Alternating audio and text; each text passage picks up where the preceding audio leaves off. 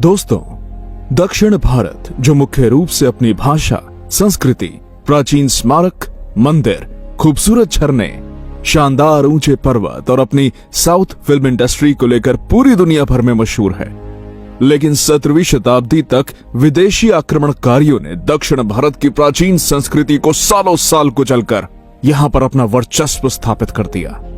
पर क्या आप जानते हैं कि छत्रपति शिवाजी महाराज ने इन विदेशी सल्तनतों को उखाड़कर पहली बार दक्षिण भारत में मराठा साम्राज्य का डंका बजाया और महाराष्ट्र के पुणे जिले से शुरू किया गया इस हिंदवी स्वराज्य के तूफान को श्रीलंका की सीमा तक जाकर पहुंचा दिया। पर दोस्तों, इसके पीछे का पूर्व इतिहास जानने से पहले हमें उस समय की दक्षिण भारत की स्थिति को समझना होगा। 17वीं सदी आते आते पूरा हिंदुस्तान इस्लामी आक्रमणताओं का अधीन हो चुका था। उत्तर मध्य में मुगल और दक्खन में आदिल शाही, निजाम शाही, कुतुब शाही जैसी अनेक विदेशी सल्तनतों ने अपना आतंक मचा के रखा था। मंदिरों को तोड़कर उनका रूपांतर तेजी से मस्जिदों का हो रहा था। स्त्रियों पर अत्याचार, राजकुमारियों का अपहरण और हिंदुओं का जबरन धर्म परिवर्तन करना अपने चरम सीमा पर था। और इतना ही नहीं, हिंदुस्तान के बचे कुचे हिंदू राजाओं ने भी मुगलों की अधीनता स्वीकार करके उनके आगे अपने घुटने टेक दिए थे।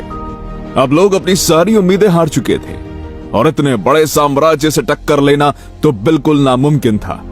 और इस तरह धीरे धीरे करके पूरा हिंदुस्तान जिहाद की खाई में डूब रहा था। कौन रोकेगा इस आतंक के तूफान को? तभी दक्खन में एक उम्मीद की किरण जगी और 19 फरवरी 1630 को हिंदुस्तान में एक हिंदवी स्वराज्य के तूफान ने जन्म लिया और उस तूफान का नाम था छत्रपति शिवाजी राजे भोसले, जिन्होंने उत्तर भारत के मुगल और दक्खन की मुस्लिम सल्तनतों को पूरी तरह से हिलाकर रख दिया, जो आगे चल के भारत के एक महान और सबसे लोकप्रिय शासक हुए। सन 1645 में मात्र 15 साल की उम्र में शिवाजी महाराज ने तानाजी मालुसरे, ये साजी कंक, सूर्याजी कांकड़े, कान्होजी जेधे, बाजी पासलकर जैसे अनेक वीर मावलों के साथ रायरेश्वर के मंदिर में अपनी उंगली को काटकर शिवलिंग पर रक्त अभिषेक किया और हिंदवी स्वराज्य के शपथ ली। जिसके बाद शिवाजी महाराज ने एक एक करके इन विदेशी सल्तनतों को खदेड़ना शुरू कर दिया और स्वराज में तोरना, राजगद, पन्हाला, कोंढाना जैसे एक के बाद एक नए किलों को जोड़ते गए। शिवाजी महाराज की इन लगातार जीतों से मुगल, आदिल शाही, कुतुब शाही में हड़कंप मच गया और वो अब जान चुके थे कि हिंदुस्तान में अगर उनको कोई टक्कर दे सकता है तो वो सिर्फ मराठे हैं। फिर 6 जून 1674 को वो सुवर्ण क्षण आया जब अनेक राजाओं, सरदारों के समक्ष अनेक पुरोहितों द्वारा वैदिक पद्धति से और सप्त नदियों के अभिषेक से शिवाजी महाराज का राज्याभिषेक हुआ और वो स्वर्ण सिंहासन पर विराजमान हुए। अब शिवाजी महाराज छत्रपति शिवाजी महाराज बन गए और मराठा साम्राज्य हिंदुस्तान में दिल्ली सल्तनत से अलग स्वतंत्र हिंदुओं का एक साम्राज्य बन गया। इससे औरंगजेब बौखला उठा, लेकिन अब बहुत देर हो चुकी थी। अब बारी थी दक्षिण भारत में मराठों के जीत का परचम लहराने की।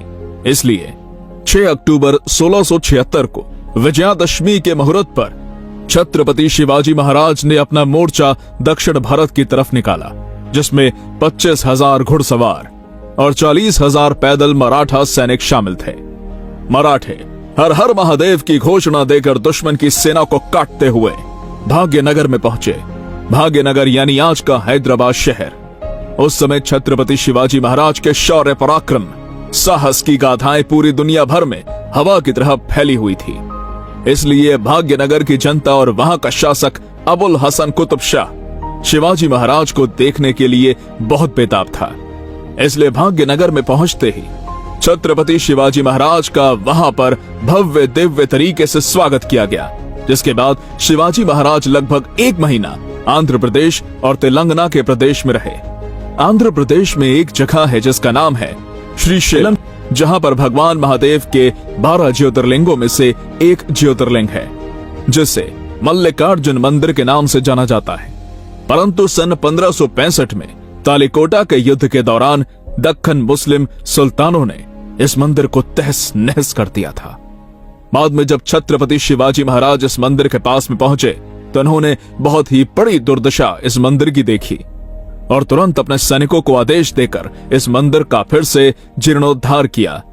कृष्णा नदी पर भक्तों के लिए कई सारे स्नान घाट, गोपुरम और धर्मशालाओं का निर्माण किया। इस मंदिर की सुरक्षा हो सके इसलिए यहां पर अपने सैनिकों को तैनात किया और इसी कारण इस मल्लिकार्जुन मंदिर के उत्तरमुखी द्वार को छत्रपति शिवाजी महाराज नाम दिया हुआ है। और इस प्रकार मराठा शासनकाल में इस मंदिर का वैभव फिर से लौट आया। जिस श्रीशैलम की धरती पर शिवाजी महाराज के चरण स्पर्श हुए, वहां के स्थानिक लोगों ने छत्रपति शिवाजी महाराज का भारत में सबसे बड़े मंदिर का निर्माण श्रीशैलम में किया है। अगर आप भी कभी श्रीशैलम जाते हैं तो अवश्य दर्शन के लिए जाइएगा। अब मराठा सेना श्रीशैलम से आगे बढ़कर कृष्णा नदी को पार करते हुए तिरुपति गई और तिरुपति के रास्ते गुजर ही रही थी, तभी शिवाजी महाराज को एक बहुत ही सुंदर गांव दिखाई दिया जिसका नाम था तिरुवन्नमलई। तभी शिवाजी महाराज के सामंत जनार्दन पंत बोले कि महाराज, यहाँ के स्थानिक लोगों से पता चला है कि एक समय में यह गांव हिंदुओं का तीर्थ क्षेत्र हुआ करता था और यहाँ पर श्री शिव और समोत्ती पेरुमल नाम के दो भव्य दिव्य मंदिर हुआ करते थे। फिर शिवाजी महाराज ने सवाल पूछा, फिर आगे इन मंदिरों का हुआ क्या? तब जनार्दन पंत बोले कि महाराज, विजयनगर साम्राज्य के पतन के बाद यहाँ के मुस्लिम शासकों ने इन सभी मंदिर को तोड़कर उनके ऊपर अब अनेक मस्जिदों का निर्माण किया है। ये बात सुनते ही शिवाजी महाराज तुरंत इस गांव में दाखिल हुए और महाराज ने देखा कि शिवलिंग, महादेव का नंदी और मंदिर के कई सारे पुराने अवशेष मस्जिदों के आजू बाजू में जमीन पर बिखरे पड़े थे। ये सभी दृश्य देखकर शिवाजी महाराज अत्यंत संतप्त हुए और कहा कि मजहब के नाम पर यहाँ कितना अधर्मी कृत्य चल रहा है। महाराज ने तुरंत सरसेनापति हम्बीर राव मोहिते को इन सभी मस्जिदों को गिराने का आदेश दिया। इस बात पर जनार्दन पंत बोले कि महाराज, इससे मुस्लिमों के भावनाओं को दुख पहुंचेगा। इस बात का जवाब देते हुए छत्रपति शिवाजी महाराज बोले कि इस मंदिर को बनाने में कितने शिल्पकार कलाकारों ने दिन रात एक की होगी और जब हमारे हिंदू मंदिरों को तोड़ा जा रहा था तब किसी ने ये नहीं सोचा कि इससे हमारे हिंदुओं के भावनाओं को कितनी ठेस पहुंचेगी। अगर हमारे पवित्र जगहों पर, हमारे राज्य में अगर किसी ने ऐसा करने की कोशिश की तो उसकी खैर नहीं।